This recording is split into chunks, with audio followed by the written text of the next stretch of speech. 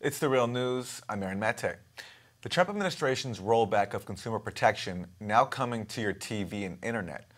The Federal Communications Commission announcing a plan to weaken net neutrality rules approved 2 years ago. FCC Chair Ajit Pai wants to stop classifying the internet as a public utility, which subjects companies to tough regulation and encourages equal access. So what does this mean for our media and internet? Well, Craig Aaron is CEO and president at the group Free Press. Craig, welcome. Thanks for having me. So this isn't Chairman Pai's first move to undo regulations, but this appears to be his strongest move to date. Talk to us about what he's doing here.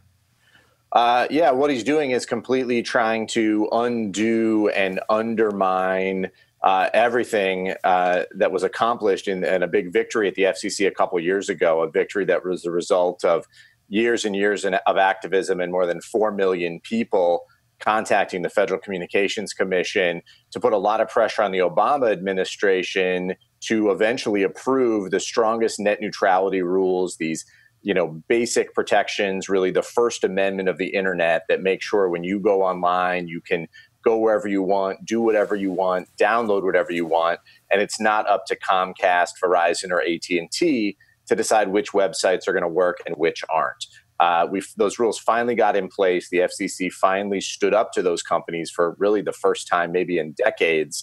And now that the Trump administration is here and has appointed Ajit Pai as the head of the agency, he's threatening to just tear that all down. So he started a proceeding to essentially get rid of the FCC's authority to actually enforce these rules and return all the gatekeeper power to your big phone and cable companies.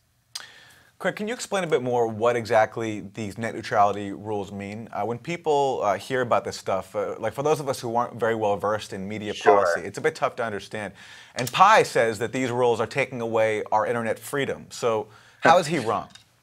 Yeah, well, he's wrong in sort of every way imaginable. This is a guy, a former Verizon lawyer who thinks any kind of regulation or consumer safeguard is too much. But basically, net neutrality is just a really basic protection. It's just a fancy way of saying no discrimination.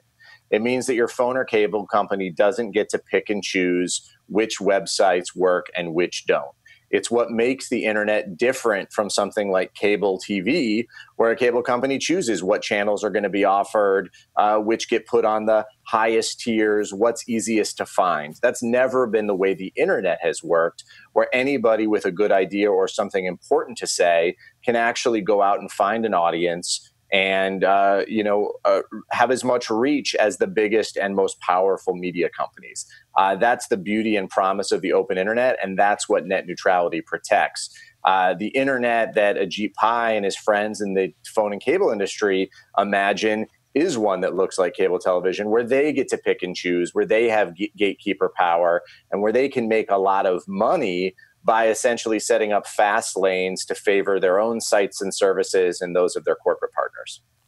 So say I'm an average consumer, I have, the internet, I have a subscription to maybe something like Netflix. How would my usage be different before net neutrality and after? Well, so in a world without net neutrality, it opens the doors to all kinds of manipulation and discrimination. Even in a world with net neutrality, very often the cable companies are messing around with those portals that take you to something like Netflix or Amazon Prime, or even watching something like the Real News Network. In a world without net neutrality, then your cable company is free to start interfering or discriminating, or what they really want to do is favor their own sites and services. So you can get Comcast news or Comcast movies at a much faster speed, because they know that in this day and age, with so many choices for entertainment or news or sports or what have you, that if you get that spinning wheel of death going across your computer screen, you're just going to go do something else. And they want to control that experience. That's not how the internet is supposed to work. So you lose net neutrality, suddenly you're going on trying to find this news show, and you get notice that there's a delay, but if you want to pop over to Fox News, that's available right away. That would sort of be the extreme scenario. The likely scenario is that they're going to do all kinds of things to mess around with your internet connection to give themselves a leg up, and they're actually going to be largely invisible to the average consumer. But they're going to all be things that favor companies like Comcast or Verizon. Okay, so you mentioned Comcast and Verizon. Can you talk about what is sort of a battle of the monopolies here? On the one side, you have people like Comcast and Verizon, and they're fighting companies like Netflix. And the argument of someone like Verizon is that, hey, Netflix is using our pipeline to stream all their content, and they're making tons of money from that. So why shouldn't we be able to charge more for delivering that service? Yeah, and the reason is, like, I'm already paying Comcast for them to give me that service. In fact, that's why I'm paying Comcast or Verizon $100 a month, is so that I can have access to the kind of things that Netflix offers and everything else on the open internet. Comcast's job is to just bring me that content. That should actually be their only job, is to give me what I want when I want it. That's how the internet is supposed to work. So they shouldn't be allowed to set up special toll roads or charge people twice or pay for the priority of delivery. That's not what any of us signed up for, and it's way too much power in too few hands. The promise of the internet is that users should be in control. They should be the ones deciding, and they're doing that. They're paying Comcast to get online, and maybe they're paying for other so-called over-the-top services like Netflix, if that's what they want, or maybe they're seeking out content at YouTube or anywhere else. That's what we're supposed to see on the free and open internet. And a powerful monopoly like Comcast that controls that pipe into your house shouldn't be able to use that pipe to dictate what you can watch, see, hear, or read. You mentioned earlier that part of the reason why we got net neutrality is because there was this huge surge of activism around it and organizing. So I'm wondering, what does rolling back net neutrality mean for the ability of people to organize, protest on the internet, which of course is a huge venue for that now for everybody? Yeah, that's right. I'm so glad you raised that, because often, we do think about, because it's the sort of universal shared experiences, going on Netflix or watching YouTube. But the fact is, you look around at what's happening in the world of activism and organizing, and so much of that activity is sparked online. Black Lives Matter probably being the best, but far from the only example. You can look at the Dakota Access Pipeline and how people actually found out about that, and on and on and on. Stories that in many cases were being completely ignored by the mainstream media, finding attention, finding voice online, people telling their own stories, using these tools like Twitter, Facebook, all of the video services, even YouTube, to chronicle what's happening, whether that's police violence, environmental damage, you name it, all of that happening because of the free and open internet. I think you do away with that free and open internet, and it becomes a lot harder to do that kind of organizing, because you can't count on the fact that without net neutrality, that a Comcast or a Verizon might not interfere with that content. They might not take down that video if somebody challenged where it came from. And there are issues with the platforms themselves, but the fact is that all of us need a Comcast or a Verizon or an AT&T or another ISP to even be able to get online. If they can pick and choose what we get to, if they can make it that much harder to find independent content, then that's going to undermine the ability for people to speak for themselves and to do the kind of organizing that actually has a chance of resisting so much of what's happening in Washington right now, with Ajit Pai's bosses in the Trump administration. I think there was a certain symbolism in Chairman Pai unveiling his plan at a conference organized by FreedomWorks, which is backed by the Koch brothers, who've used, their huge fortune to fund right-wing causes and especially defeat regulation. So can you talk to us a bit about what Pai has done and how it fits into this broader right-wing assault on regulations? Yeah, it's been a very strange path, because in the early days of the net neutrality fight, I think people both on the right and left recognized that they had a real problem if all the power was put in the hands of big corporations. So there's a lot of conservative types out in the real world that are like, why would we give more power to a Comcast or another big internet company? But inside Washington, this has become a very partisan debate.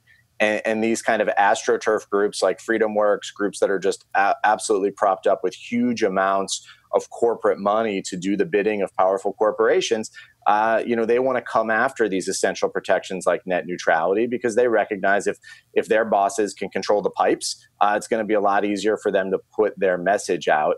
And they have this sort of ideological opposition to any kind of regulation or safeguard if it involves reining in corporations in any kind of way. And I think that's kind of the tradition that Ajit Pai comes out of. And he's, drawing very clear lines that, he sees his job as the head of the FCC as doing the bidding of powerful corporations and appealing to sort of these, fringe elements of the right that have done so much damage and pushed so many both pro-corporate policies but also anti-immigrant policies, and have been the kind of groups that are opposing the ability for people to gather and organize and protest. So he's sending a strong signal by launching this in front of an organization like FreedomWorks, and you saw it in his speech. He attacked my group with some sort of vague assertions about some articles that one of our founders wrote a decade ago, essentially trying to red bait us and tar us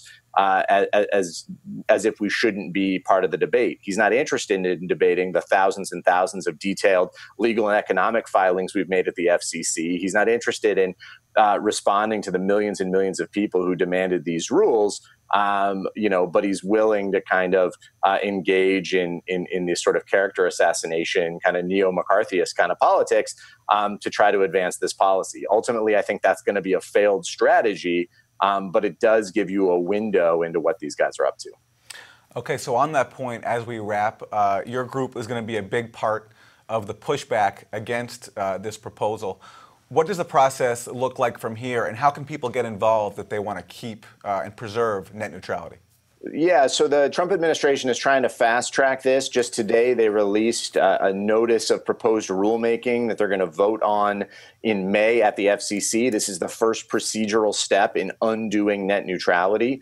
So the first thing we're going to try to do is work with our allies at groups like Demand Progress, Fight for the Future, Color of Change, the Center for Media Justice, and others to generate 1 million petitions against this terrible idea of getting rid of net neutrality and starting to build public awareness. We're also going to be out protesting out in front of the FCC next month to let them know how the people really feel about this, and really mobilizing those millions who spoke up in 2014 and 2015, because we need them now more than ever. This is something that's going to carry on throughout the summer.